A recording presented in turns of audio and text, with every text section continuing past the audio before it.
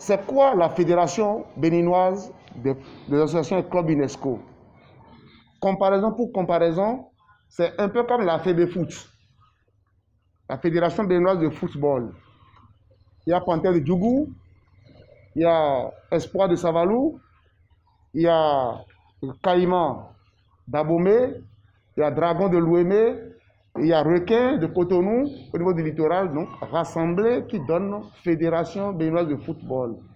Ici, c'est les clubs UNESCO par établissement, par collège, par ville, par département, qui sont fédérés aussi, qui sont rassemblés et qui donnent la Fédération des clubs, Fédération béninoise des clubs UNESCO.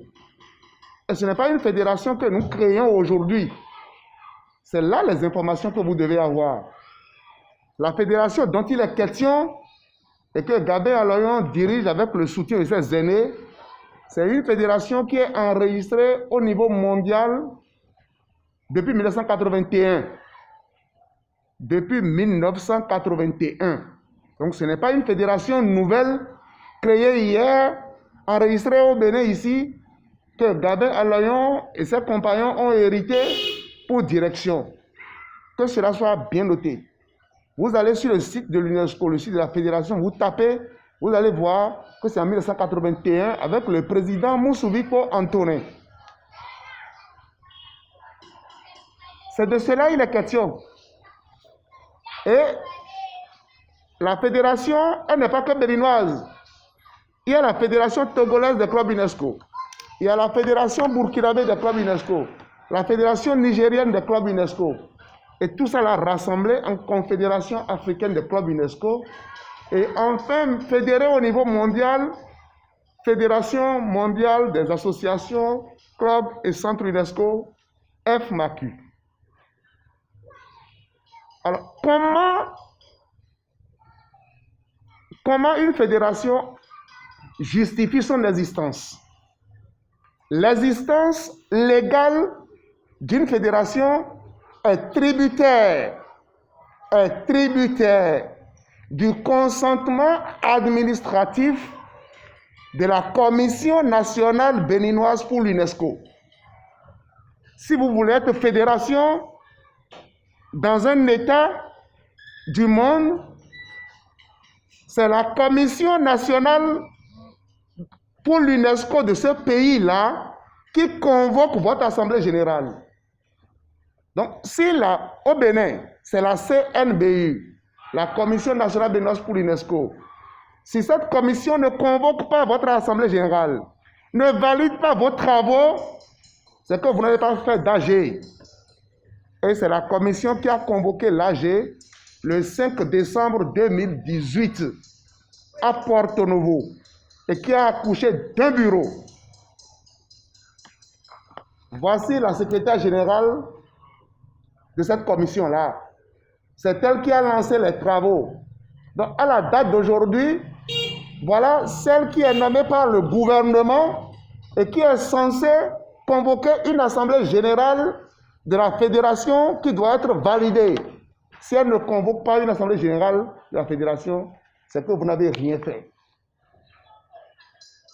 C'est le cadre réglementaire des associations, fédérations, clubs UNESCO, ça. Donc, à la fin, la CNBI vous délivre un papier qui reconnaît votre bureau. Le papier qu'on nous a délivré est en date du 12 octobre 2019. Non, 12 novembre. 12 novembre 2019. Et c'est ce papier du 12 novembre 2019 là que nous avons présenté à Paris sur ordre de mission délivré par le ministre Saliman Karim, qui est le président de la dite commission et qui répond au nom de la dite commission au niveau du gouvernement. C'est ce papier-là qui nous permet d'être dans la base des fédérations au niveau mondial. Et toute invitation devant venir au Bénin aujourd'hui en matière de club UNESCO, là, ça ne peut que passer par la fédération dont le siège est à Zobo. C'est pour vous dire qu'il n'y a pas de fédération dans un pays. S'agissant de l'Assemblée générale, à l'AG, Le voilà à ma droite. Le doyen Zounon Marcel, président du littoral. Monsieur Poto Émile, dans cette disgrâce nombreuse, c'est le doyen qui s'est rapproché de nous pour dire l'UNESCO, c'est le vivre ensemble, c'est la paix. Gabin accepte avec nos pères pour qu'il soit dans le bureau. D'où il a hérité du poste du secrétaire exécutif adjoint. Il a hérité, et il a été même élu avant mon élection. Après lui, on a élu le secrétaire exécutif Razak, qui est un enseignant à l'université de Parakou. Et moi, on m'a élu à la fin, et il n'y avait plus eu d'autres élections en tant que président du conseil d'administration. C'est-à-dire on a commencé par le bas pour finir par le haut. Et à la fin, nous nous sommes rendus au stade Charles de Gaulle 2, où nous avons fait la collation. Voilà les reçus. Vous allez voir 5 décembre. Monsieur Poto a donné 10 000 francs de sa poche pour contribuer à cette collation du 5 décembre, au stade Charles de Gaulle. Mais le lendemain, il fallait quand même légitimer davantage la fédération. Moi, je suis un administrateur. Je suis fonctionnaire. Je connais un peu les rouages administratifs pour donner de la valeur juridique à une structure. J'ai suggéré à Madame la secrétaire générale qu'il faut que le ministre prenne un communiqué pour annoncer officiellement la nouvelle structure.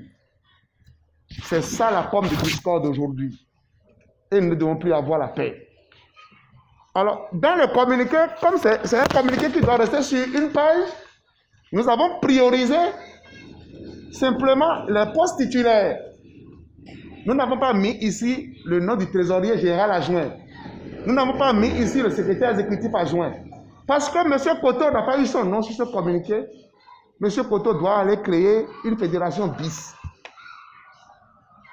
Ce que nous avons retenu le 5 là, c'est ça, lui, il prend comme sa dénomination. Sa dénomination n'a pas changé. Avec le logo UNESCO. Et avec ça, jusque-là, nous, on était ignorants parce qu'on ne savait même pas si lui, il a fait AG pour avoir club UNESCO. On était là quand nous étions là quand le 25 octobre 2019, il s'est fait délivrer un récépissé au nom des associations de la loi 1901 par le ministre Saka Lafia, donc le ministre de l'Intérieur. Et du coup, dès lors qu'il s'est fait délivrer ce récépissé-là, c'est lui la fédération légale. En son objectif, on avait un financement de 10 000 $ qui était en cours, que l'UNESCO devait transférer, qu'on n'a pas encore eu. Son objectif, c'est de faire cela pour hériter de 10 000 $.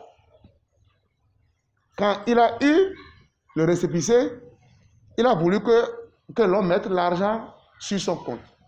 Donc, avec le nom FBACU, la dénomination Fédération béninoise définie là, il est allé ouvrir un compte à la BOA. Il est allé ouvrir un compte à la BOA. Alors, la CNBU, qui doit délivrer le chèque du financement de l'UNESCO, a son compte aussi à la BOA. On nous délivre un chèque à la personne morale, Fédération béninoise des associations et clubs UNESCO, FBACU. Donc, qu'on doit déposer sur un compte, et trésorier et président, nous devons aller co-signer pour pouvoir opérer. Si nous sommes allés à la BOA, et il se trouve qu'il y a déjà un autre compte qui est déjà ouvert, avec la même dénomination par quelqu'un d'autre. Donc, nous sommes bloqués. D'où nous avons écrit une demande d'annulation de ce chèque-là, la CNBU, en date du 27 janvier. Donc, nous avons eu le chèque le 26 décembre 2019.